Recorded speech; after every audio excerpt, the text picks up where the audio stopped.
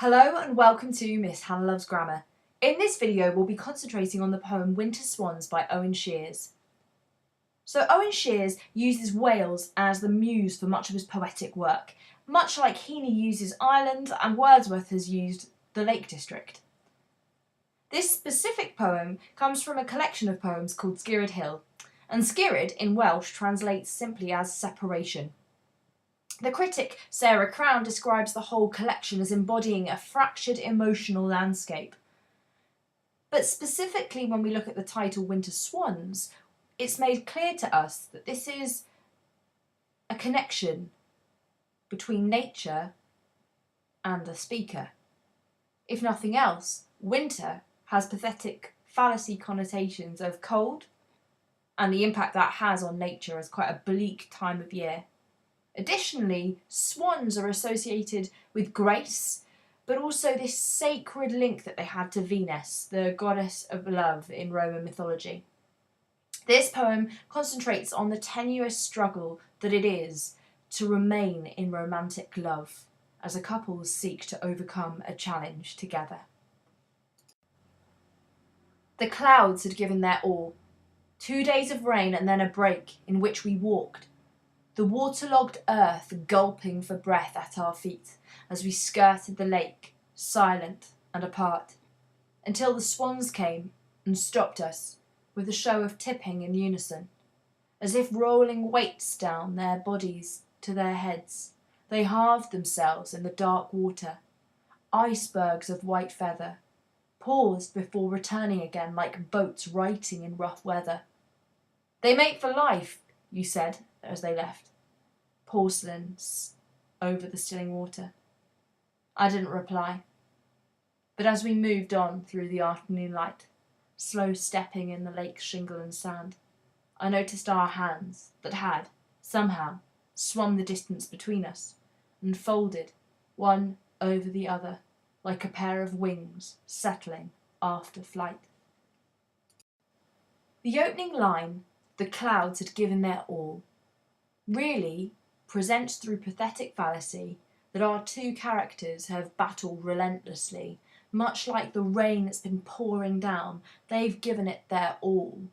It's as if the conflict between them is evident from the pathetic fallacy of the 2 days of rain. It's also interesting to note across our opening two stanzas that each line ends where we'd expect the speaker to breathe or pause. It's as if they are worn down and weary by the state of this relationship, hence the slow pace of each line. Additionally, we're not given a cause for their argument. It's not shared. It's as if it's no longer relevant after the opening line and a half. And then a break in which we walked. It's a key change here.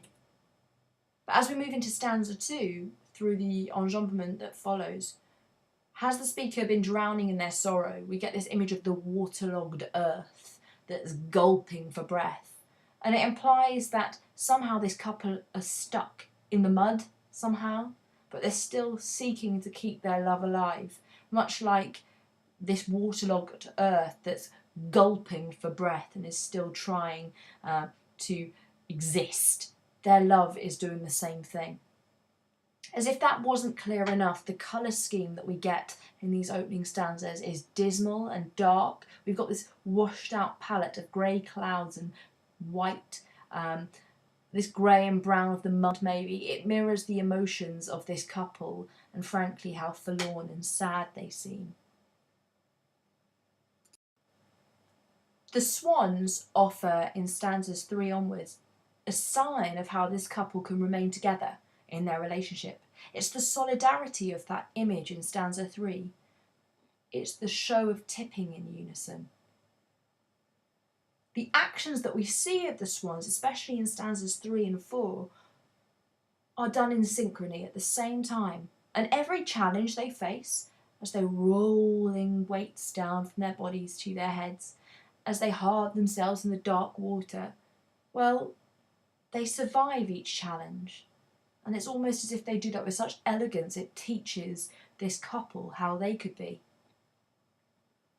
The swans also suggest to this couple that the conflict that they may have endured as a couple is a fresh chance to start again, much like we see in stanza 4 with the image of icebergs of white feathers.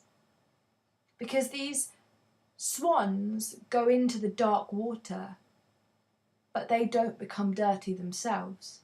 And actually, maybe this image of purity, of the whiteness of the swan, is yet again an image that echoes the idea of a new start for this couple. As I've already hinted at, there's a juxtaposition between the dark water and the icebergs of white feather, and that is the symbol for the couple in this poem. They need to emerge from whatever challenges they've faced and become fresh. The question we may have is, well, where did these struggles come from? Is it an external pressure? Is it from other people? It doesn't necessarily seem as if it comes from them. The simile of strength that we get in the final line of the 4th stanza, like boats righting in rough weather. There's something so moving about these swans not being held back. Like boats righting in rough weather, they correct themselves and are back to their brilliance of elegance, something that maybe these humans need to learn too. As we move into stanza 5, the speaker is quoting from their intended addressee, the intended reader of this poem, when they say, "They mate for life, you said." It's as if we've got to remember this couple may have promised to stay together in their marriage vows, much like the swans when they decide they are mating for life. The image that we get in stanza 5 of the metaphor of porcelain over the stilling water emphasises the elegance of the swans, especially in the turbulent waters they are in, much like the turbulent waters of this relationship. And we learn as we move towards the end of stanza 5 that they move on as a couple through the afternoon light. So is there hope found in the afternoon light for our couple? We learn at the start of stanza 6 they are slow stepping onto more solid foundations of shingle and sand. It's nothing like the gulping breath of the mud that they were in before. It's as if we're meant to understand that their hands have swum the distance between them. They are now together. And that sign of unison, of hand-holding, is clear to us, and emphasised even further in the simile found in the final line. Like a pair of wings settling after flight. There's comfort found in that embrace and its familiarity.